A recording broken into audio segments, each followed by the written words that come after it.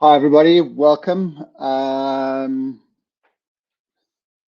think we are just about ready to get going. Marissa, who's assisting me with this webinar, will um, let me know when we are good to go. But while we are waiting, everybody, please if, feel free to let us know where you are joining from. And we are going to want to we want to make this as interactive as possible. So please feel free to start adding questions in the chat as well if there are any particular topics that you want to ask about while we're going through this session.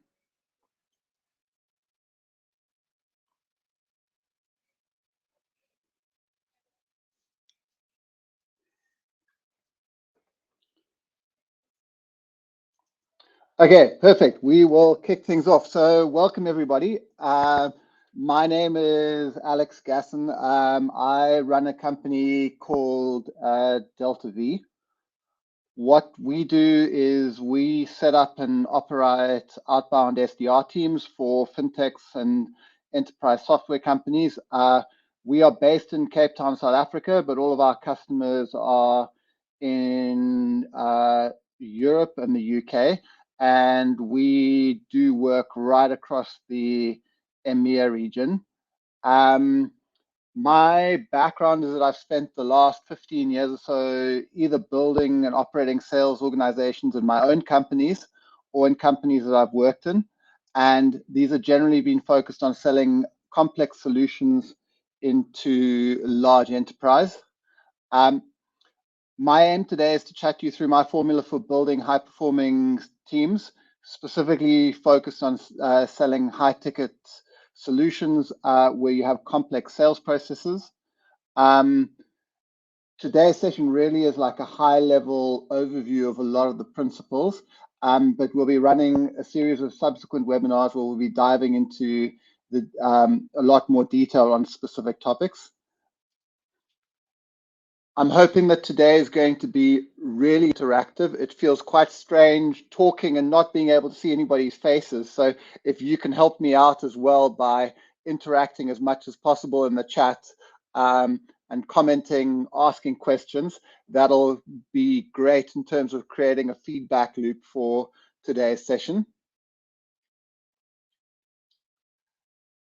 In terms of asking questions, please ask loads of questions.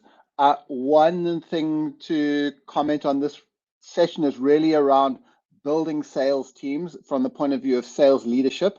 So we won't cover any career-focused questions, but I'm more than happy to chat to anybody post this session. So feel free to ping me on LinkedIn if you have any career-related or sales career-related questions. At the end of the session, we'll also be doing some Q&A. So if there are general questions that you want to ask that weren't answered during the session, please feel free to fire away with questions then.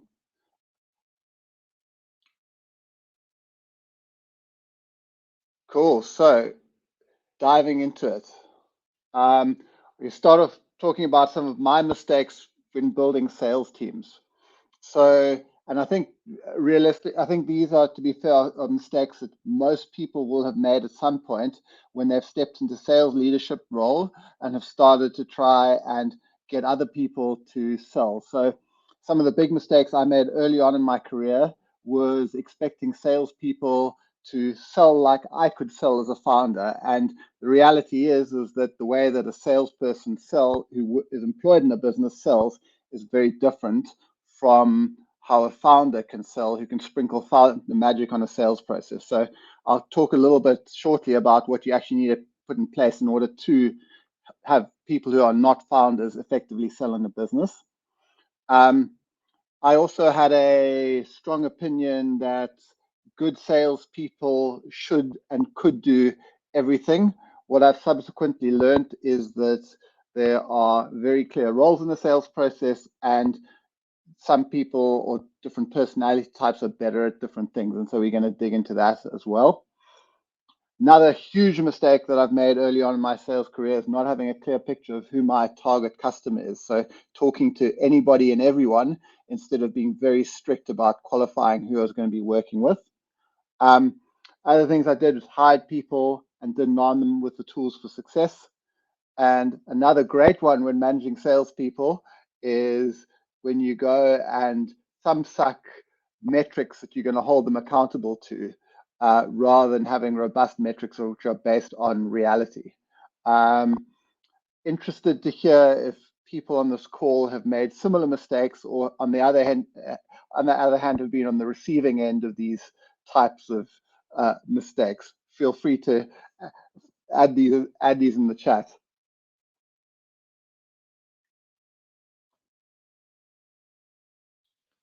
Okay, so what we're going to cover today, so that if you're building sales teams and you can avoid some of these mistakes, are things you want to have in place before you go and build a sales team, how you go about hiring a sales team, and specifically thinking about how you want to structure a sales team, metrics and compensation that you want to put in place, the scorecard that you want to hire people against, and then we'll cover how, once you've made hires, how you go and get a team to ramp to productivity quickly in terms of training and coaching.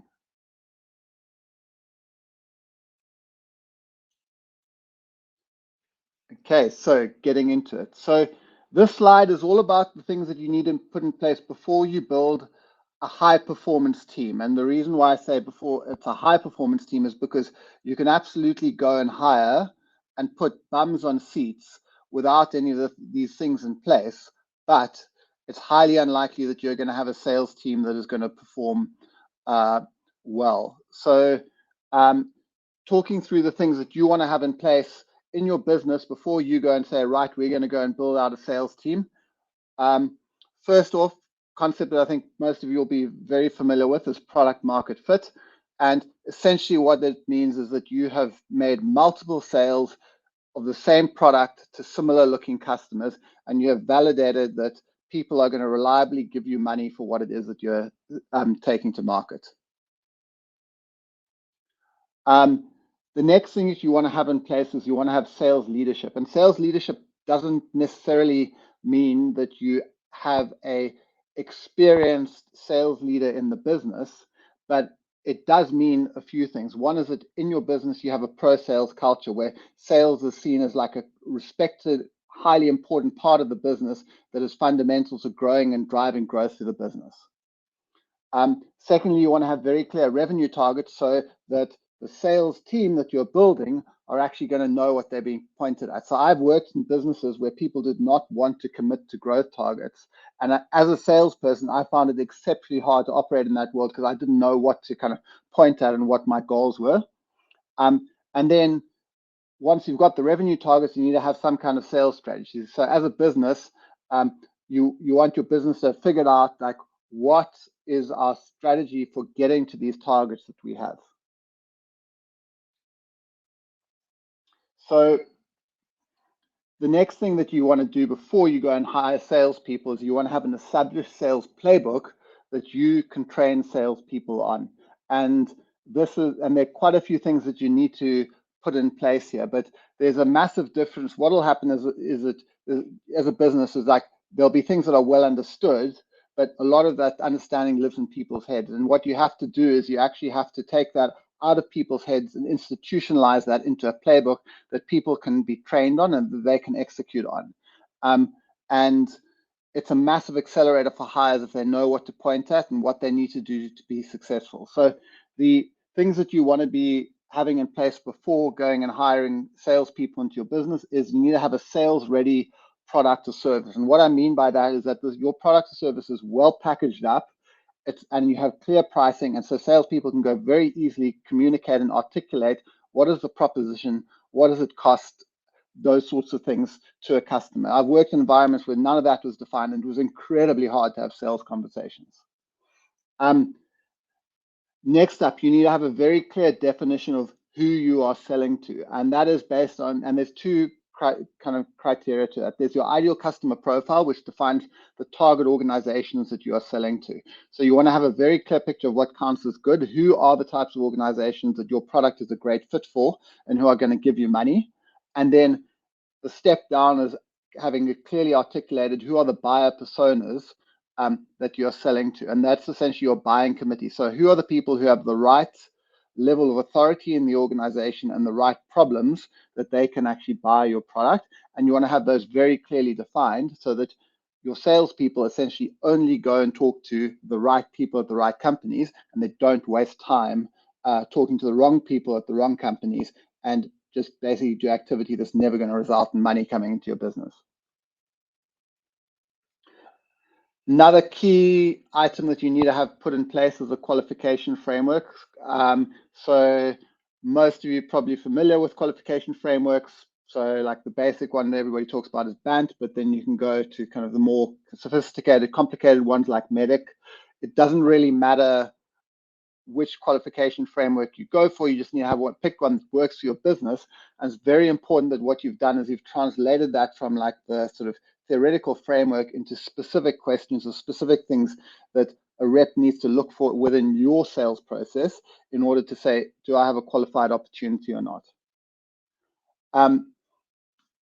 You also want to have a very clearly defined sales process. So you understand what are the stages of my sales process, what are the gates that the opportunity needs to go through to get to the point where we do a deal.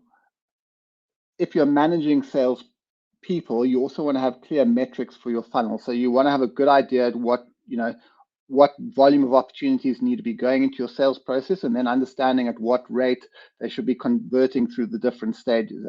For example, if you look at end-to-end sales process, how many new meetings do you need ultimately to close a deal? Those kinds of things, because those are the things that you would be training salespeople on and also holding them accountable to. And then you also want to have all the sales collateral in place to support your sales team. So that will be things like slide decks, case studies, brochures, all those kinds of things.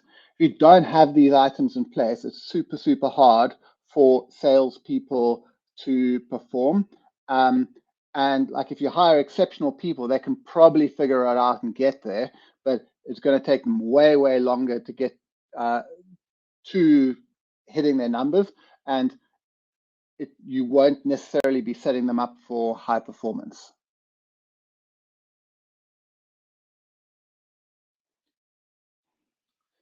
Feel free to add questions. If you guys have any questions at any stage, please feel free to add them in the chat. Are there any items on this slide or that I've just spoken about? Please fire away with questions and I'll address them for you.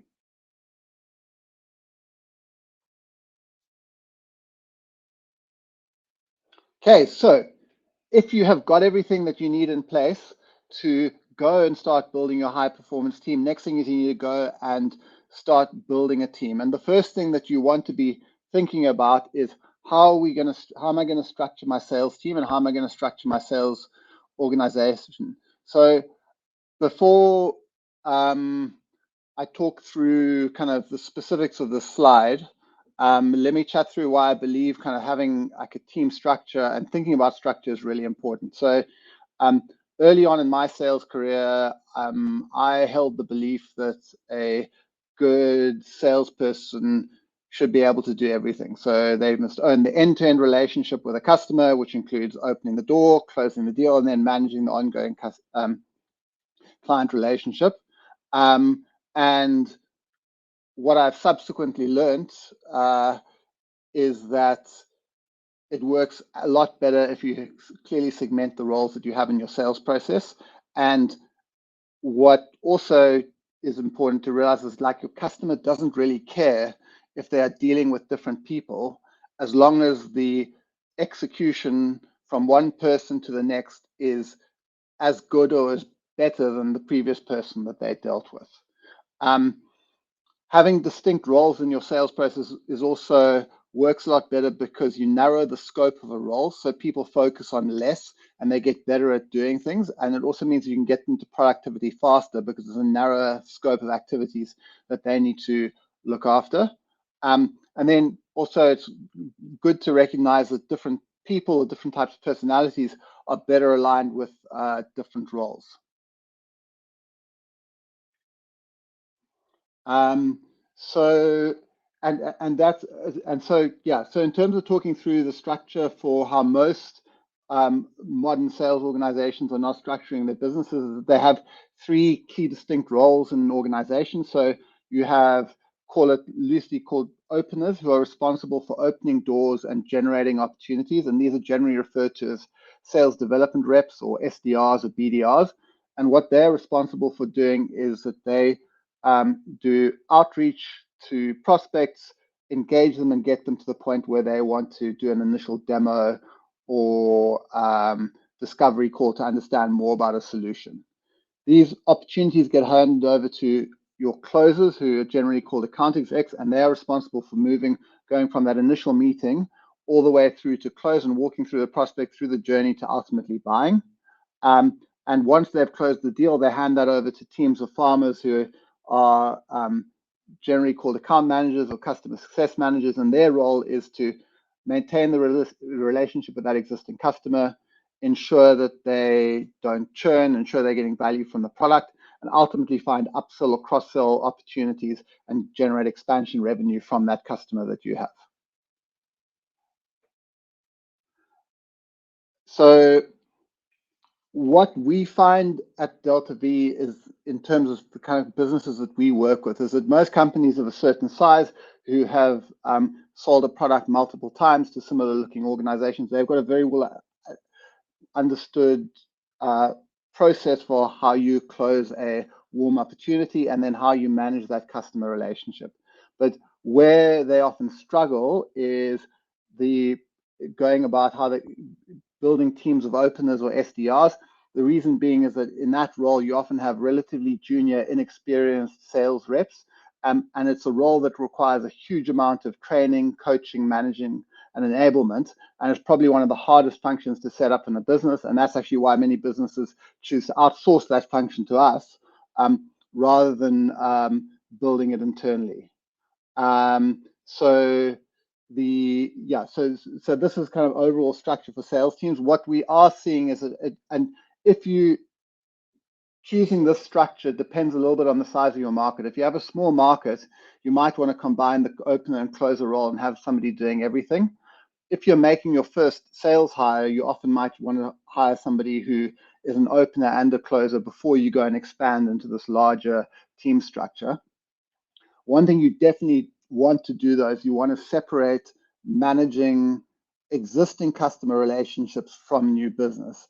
And the reason for that being is that people will always default to what's easiest, and that is going and looking after existing customers rather than going and hunting for new business. So my suggestion would be always, if you are building a team, don't have hunters or people who are responsible for new business also going and looking after existing customers, because people are always going to default away from the hard stuff, which is actually going and winning new business.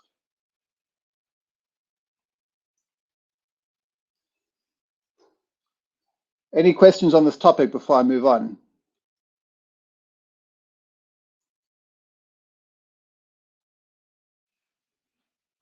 Okay, moving on to the next slide. So if you've decided on your structure, you now need to go and start thinking about hiring. And the nice thing about this is there's actually a pretty well understood baseline for what you should be hiring for. And I'm going to chat you through kind of the scorecard that we use, and this is like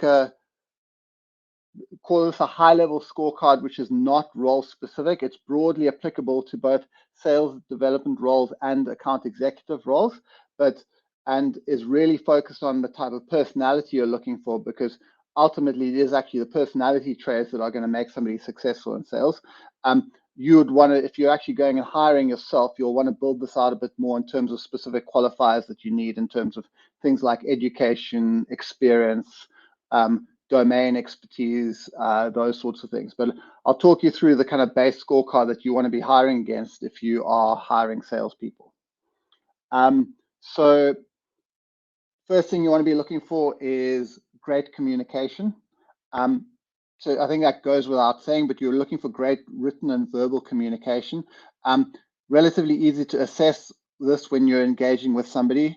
You also want somebody who is intelligent. If you're selling complex solutions into complex organizations, you need somebody who can handle that complexity and understand that complexity.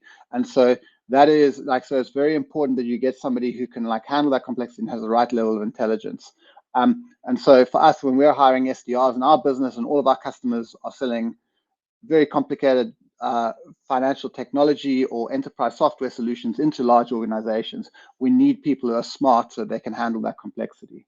And yeah, I think there are various ways of assessing that, but one of the ways we like to sort of think about this, which is also linked to communication, is can somebody explain complicated concepts in an easy to understand way?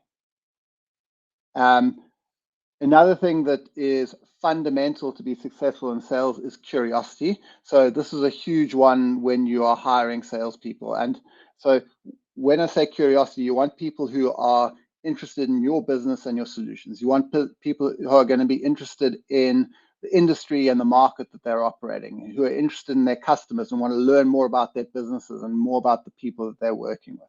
And so curiosity is an essential sales skill.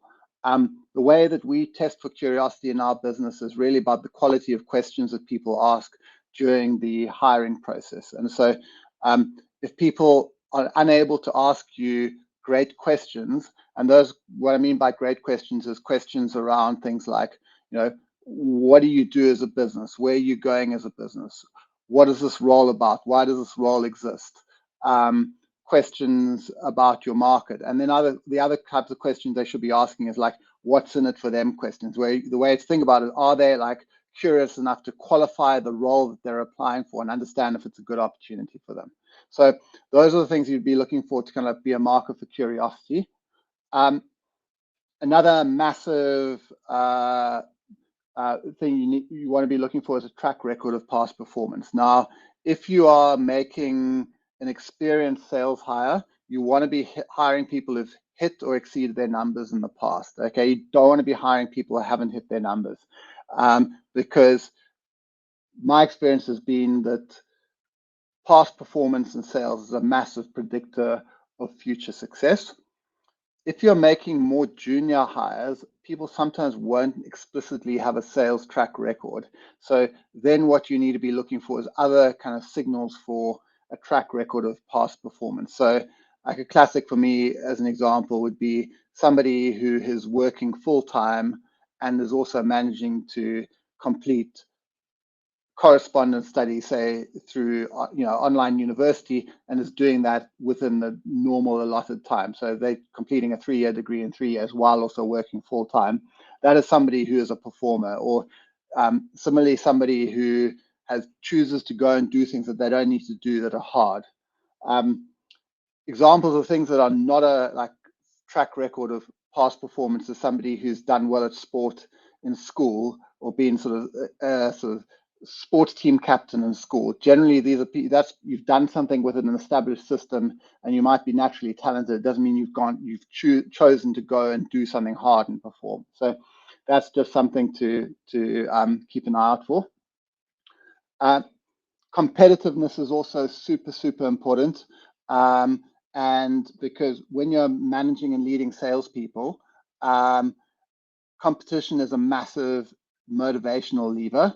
And people who are in sales, it's always very clear if you're winning or losing. And great salespeople, they hate losing and want to win. So if they're losing, if they're behind on their numbers, they're not hitting their targets, they're going to be fighting to go and win to actually get to their targets. And then also in terms of if you're running a sales floor, having people competing with one another is a massive lever for getting outperformance.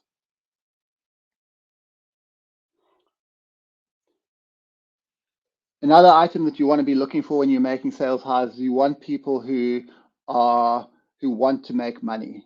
So if you look at the scorecard and you look at the items that we have here, if you've got an educated person who is smart, curious, communicates well, they're going to have many career options. And what often is going to keep somebody who is like this in sales and handling the grit and the grind and the hard work of sales, what's going to keep them there is the fact that they can outperform and out-earn any of their peers. And so very, very important that people have a desire to make money and a desire to make more money than other people. And so the way that we test for this in our business is not to ask people what motivates them, because if you're talking to a salesperson, they have been trained to tell you that money motivates them. That's not the way of testing it. What you want to be asking is, you want to be asking people, how do they spend money? And like the ideal scenario is you are looking for someone who's a complete degenerate and makes unreasonable purchases or frivolous purchases on things that they shouldn't be buying. So like back in the day, I once took a reference for somebody that I hired. The referee said to me that this guy is amazing. The reason why he's amazing is because he's always broke, because the moment he makes money, he goes and spends it, and then he has to work hard to go and earn more money again. So that money motivation thing is a really important factor that you want to be looking for. Lastly, another thing that you want to be looking for, especially for junior stage kind of sales hires, is that you want to be hiring people who are committed to a career in sales. So practically what that means is you're hiring people who've had their first taste of sales and they want to do more of it. I took a huge amount of pain and early on in my sales leadership career hiring graduates, and I think 90% of them didn't work out because they were smart and educated, communicated well. They had their first taste of sales in my business and decided sales wasn't for them. So what you want to be doing is don't take that pain. Go and let other people take that pain. Let other people let candidates learn in other businesses whether they want to be in sales, and then hire them once they've had their first taste of sales and said, I want to do more of this. So that's really really, really important, because otherwise you just are going to be making hires and you're going to have insane churn rates, because you're going to be hiring people who ultimately don't want to do sales, or when they start doing sales, they realize that this is not for them. It's just too hard.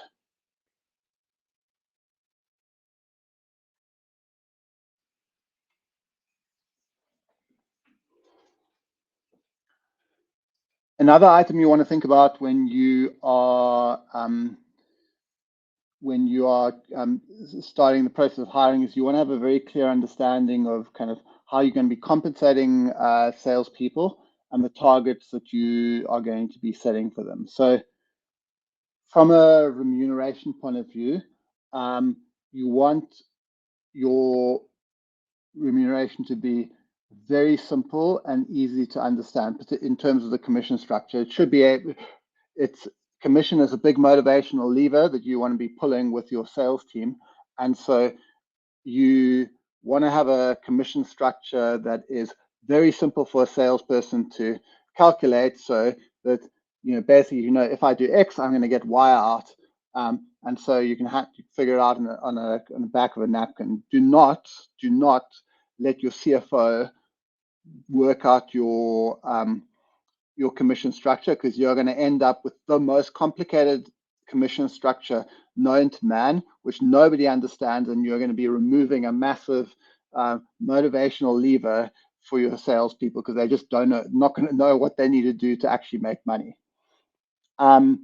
So typically the way that kind of remuneration is structured is for SDRs, it'll be on target earnings refers to the total amount of money that an SDR will make, also a salesperson will make, if they hit their targets. So typically for an SDR, the on target earning package would be a 70-30 split. So 70 base salary, and if they hit targets, the other 30% is the component for hitting the commission they get for hitting their targets. If you're hiring AEs, that's more likely going to be 50-50 or 60-40. It's also super important that you have uncapped commission. You want people to be able to earn as much money as possible in a sales role. It's a great outcome if a salesperson is earning more than senior leadership in a business, because it means your business is really healthy and you're closing a lot of deals. From a recruiting standpoint, it's also amazing to be able to tell stories about how much money somebody has made doing in the roles, because that'll get candidates excited as well when you are taking them through the recruitment process.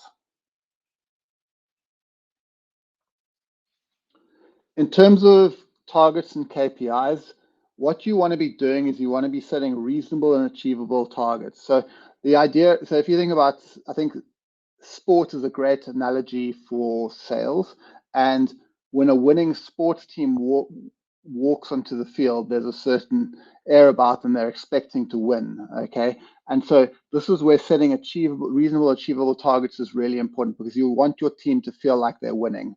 And they feel like they're winning when they're hitting and exceeding their targets, because when they're going into battle in the field, competing against other salespeople who are trying to sell competing products, you want them to feel like they're going to go and win, and have them actually hitting their numbers is a really important way to make them feel like they are successful. In terms of kind of ramp up, the monthly targets, depending on the role you're hiring for and the complexity of your sales process, they should kind of ramp up over 3 to 6 months. For SDRs in our business, we get them to hit their full quota of sales accepted lead generated in their 3rd month. Another key thing that you want to be doing is giving team members very clear KPIs, and that's saying, and essentially what you're trying to do there is you're not trying to create a stick that you can beat your sales team with, but what you do want to do is provide them with a roadmap for success, and to say, if you do these things, you are going to get these outcomes, which is ultimately going to result in you making money and earning commission. So coming back to what I was saying, in terms of what you want to have in place before you go and build a sales team, you want to have a very good understanding of what your sales process looks like, and understanding how much work goes into actually closing a deal, like how many initial demos or discovery calls do you need to do to ultimately get to a deal?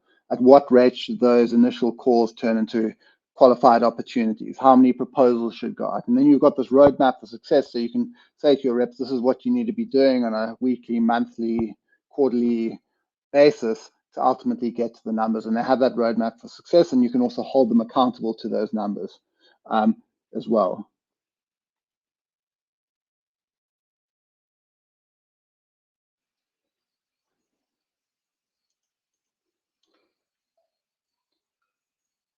Hi, Marissa, are you jumping in there? Oh, sorry. Am I missing Yes, questions? sorry. Can you hear me? Yes. Okay, just 2 questions from the audience.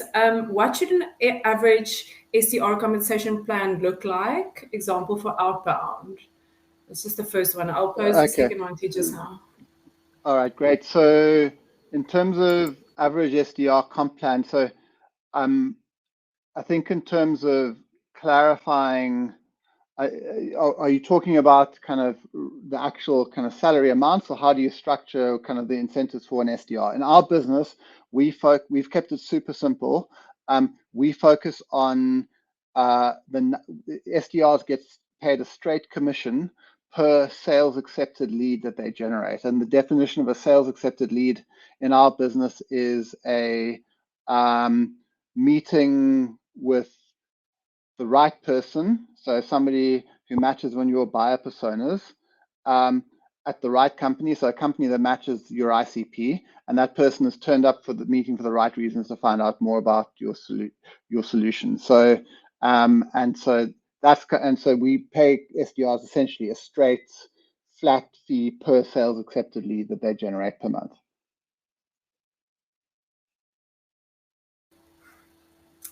Great.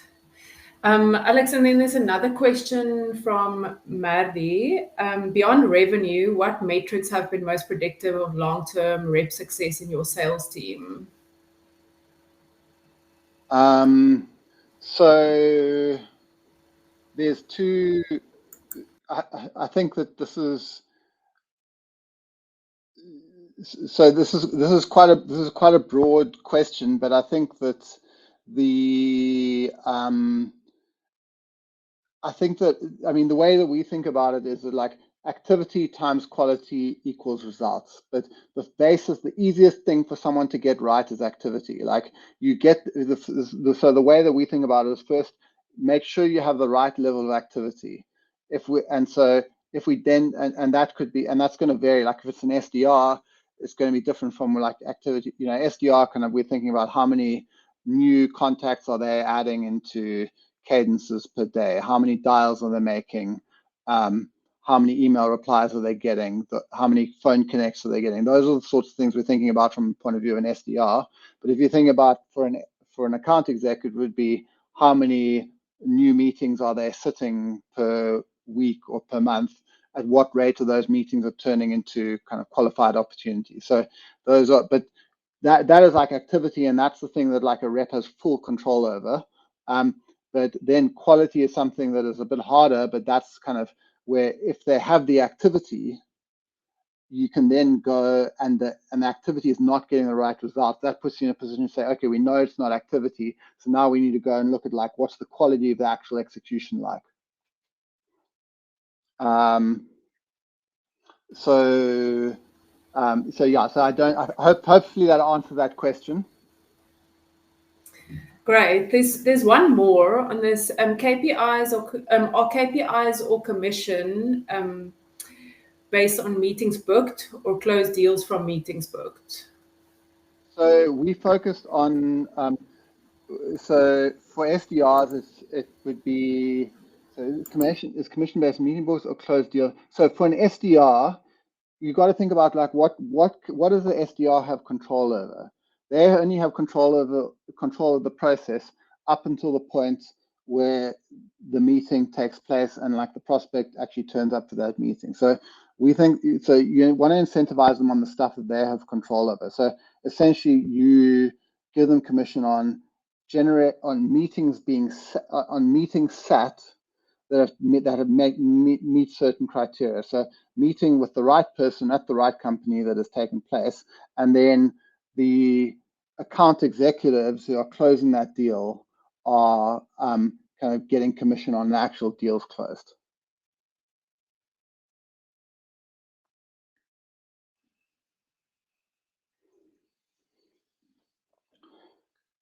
Cool. Any other questions around commission or KPIs before I move on?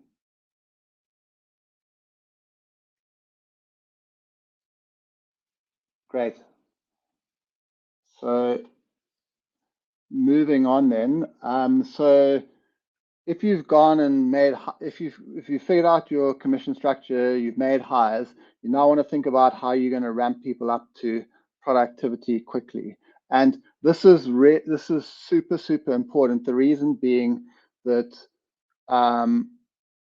when you hire somebody, you only have them for a certain amount of time. I think the average rep tenure, like based on research, is around 2 years. So a salesperson like stays your business for 2 years. And so the longer it takes them to get to full productivity, the less time that you have them hitting their numbers.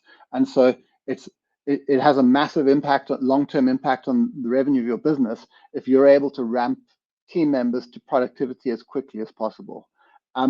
This framework that I have here is really based on years and years of learnings, and using it, I've been able to get SDRs to book meetings with C-level execs at some of the largest companies on their first day of cold calling, and to also get account execs billing $60,000 in revenue in their second month on the job. So let me talk you through how we go about ramping a team. So the first thing in terms of like thinking about training and ramping people up to productivity is you have to give them training. And so what you want to do is you want to have a very structured training program. The way you want to think about structuring training is you can break it down into 4 key areas. There's domain knowledge, which is really everything they need to know about the market, the target customer, and your product. There is process, which is all the things that they need to do in the process. And another way of thinking about process is like process all the things that require 0 skill for someone to do. Okay, it's just like following a sequence of steps. Another training area that we look at is sales craft, which is the stuff that fits within a process, but how do you execute things and do them well? Okay, so to give you an example of, say, the difference between process and sales craft would be, say you are running a demo or discovery call. Process would be how you run that call in terms of the steps as you go through a call. So you set the agenda, you do some discovery, you demo, you ask some additional questions, and you lock in next steps. That's the standard process that you follow and how the call runs. But the sales craft would be, how do you go about setting a productive agenda? How do you ask the right questions? How do you present a compelling demo? So those are the differences between kind of process and sales craft. The process is maybe like what to do when, and the sales craft is how to do it. And then the other training area is technology, which is really how people need to use the tooling that you make available to them. What we find is that technology is really straightforward. It's easy to learn. Like all the software vendors, like platforms that you're using, will have pretty good online training, so you can just get your reps to do that. Process is also, if you've got a clearly documented process is also something that's really easy for people to learn. And then the items that take much longer for people to get to grips with are, one, domain knowledge, especially if you're working in a complicated space, and the other one being salescraft. And salescraft is really like playing a sport. It's like say playing a game of tennis. You just got to practice shots over and over again to ultimately get good. So you want to have a structured training program. We break it down into those 4 key areas.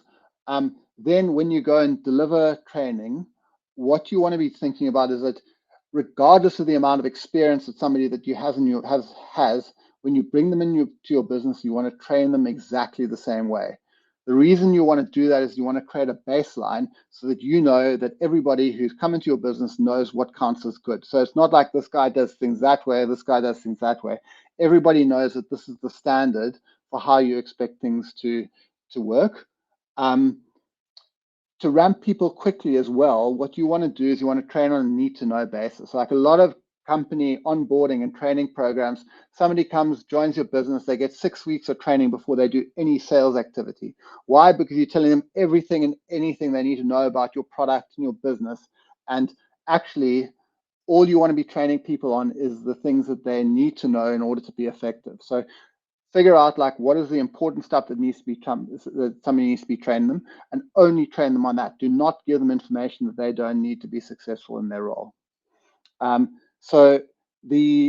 then another thing around training is like, don't run 2-hour-long, day-long training sessions. Your brain doesn't digest that sort of stuff. So you want to break training into bite-sized chunks. The way we do it in our business is no training session lasts longer than 45 minutes, and the training material shouldn't fit onto more than 1 A4 page. So that is kind of how we create a constraint and discipline around creating training.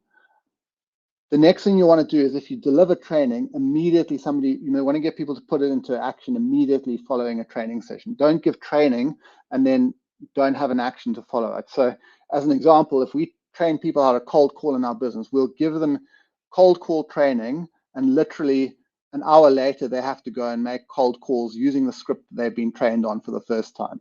So is they immediately put that into action.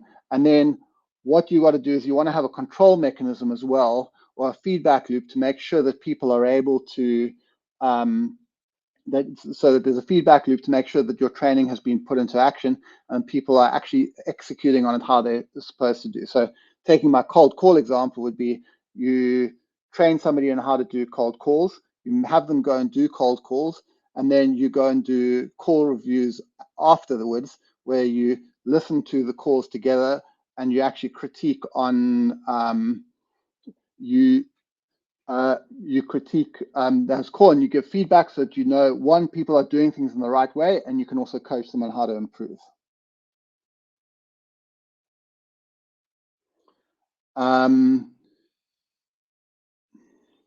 So then the last part to kind of ramping your team fast is, so you've got your training, you deliver training in a structured way, and then the quickest way to get people to success is to focus on process, okay? So drive adherence to process. Have a very clear process that people need to follow, and then make sure they are following process. You can get people to 50% of the way to full productivity by just making sure that they do the simple things that require no skill right.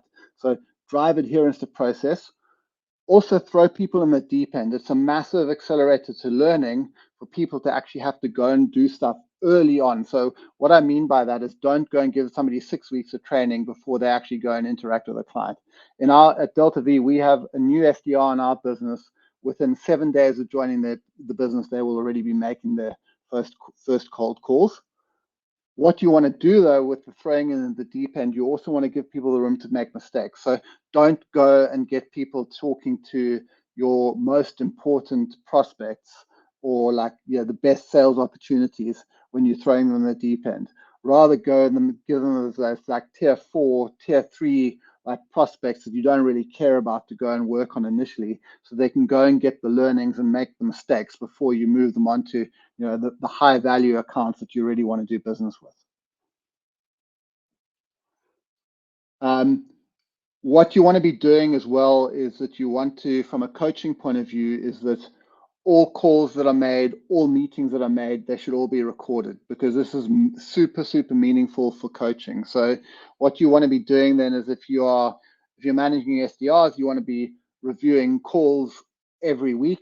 If you're managing account executives, you want to be reviewing the meetings that they've done every week, and you want to make it a weekly ritual where, as a coaching exercise, you're sitting down with the team, you're reviewing a call, and you're giving feedback on what was really good and what were the areas for improvement. The way that we see it in our working in our business is that, take cold calls as an example. Everybody hates doing call reviews initially, because the first week of somebody calling, those calls are terrible. You're like, oh, I just don't want to listen to this. Neither you nor the SDR who's been making the calls wants to listen to them. Second week, it's same thing again. Everybody hates it. It's a terrible experience. Third week, suddenly it's like you start to see a glimmer of hope. You start to hear some good things happening on these calls. And then on the fourth week, magically, SDR turns up and they have a perfect call, which they've executed perfectly. Why? Because it's been a coaching process whereby every single week there's been a review process and a feedback loop, and then they've gone and implemented that feedback. So this is really the formula for how to get people to success and ramping quickly.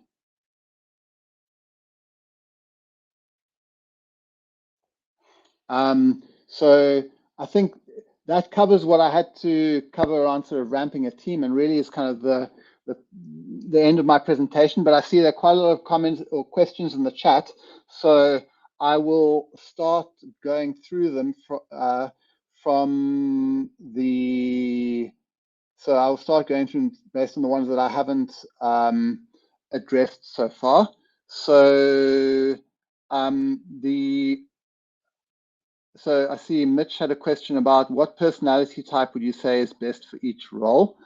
I think that in terms of, so fundamentally in sales, you are hiring for personality, and you're looking for the traits that I mentioned on that scorecard.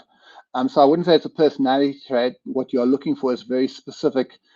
I wouldn't say it's a personality type. I would say you're looking for a certain set of traits, and somebody must match all those traits that I had on the scorecard. I think SDR and account executive role are largely the same person, just at different career stages. I would say that a account manager or customer success manager is potentially a different person. They are maybe somebody who is slightly less of a hunter, more agreeable, more relationship focused. While I think that an SDR AE is somebody who's on some level has killer instinct that makes them to go and hunt and look for opportunities to close, whether it's closing to get somebody to take a meeting or closing somebody to close a deal. The question around what separate good FinTech leaders from great ones. I mean, I think the people I've seen do really well is one is that they have really deep knowledge in the space that they operate in, and then they combine that with very strong technical understanding of how to build and operate sales organizations. The next question I'm covering is, how do you approach building a high-performance driven sales culture without making it cutthroat? So I think that the way to think about this is, I mean, how do you create culture? And I think culture is a big function of who you bring into your business in the first place. So it's really fundamentally about having the right type of hiring process that gets the right people with the right values in the door into your business in the first place.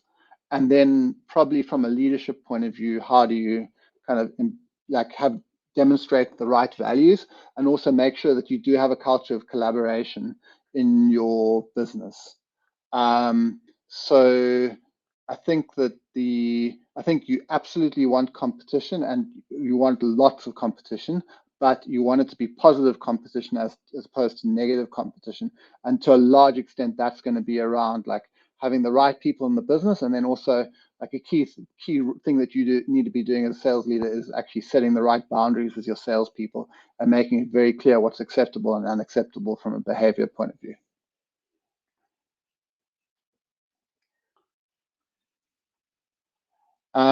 So there's a question here from Sihlahla. Outside of the training process, do you have weekly progress review meetings, and what metrics are reviewed? So we review metrics daily. Everybody reports on their metrics every single day. We run daily huddles every day, and in that huddle, every salesperson in our business reports on their metrics from the past day to the sales manager and talks about their plans for the upcoming day. In terms of weekly progress, we have a business update meeting on a Monday, and everybody in that business update meeting, everybody kind of presents their kind of month-to-date numbers, and so there's complete visibility on what everybody's got up to. We have a question here from BNet. Which books have been invaluable to you to learn more about sales and negotiations? Do they give practical takeaways to implement? So if so, what were they? Okay, so yes, there have been a lot of books that were, I think, invaluable. I'd say that essential reading for anybody wanting to build a sales team would be The Sales Acceleration Formula by Mark Roberge. I think there's a book called Sales Management Simplified. I think it's by Mark Weinberg, which is also great. There's another book called Impossible to Inevitable, which is also a great book. I think what makes a great book is very practical takeaways that you can go and implement. So I think that a lot of what I've implemented over my career, I have learned from books, and I kind of have, but it's been a combination of like life experience in terms of like sales, and then like reading and understanding things, seeing things that made sense to me, and then going and implementing and understanding how to get them to work. But yeah, I think those would be some of the books I'd recommend reading.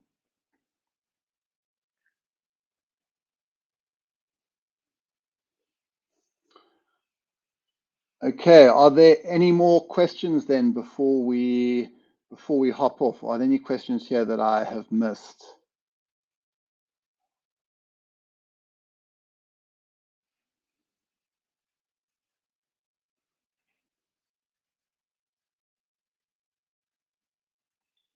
Okay, perfect. Well, I think that we are then done for the session. Thanks everybody for joining us. The plan is to run more of these webinars, probably every couple of weeks. So please keep an eye out for more notifications about these, and would love to have you all joining us again in the future.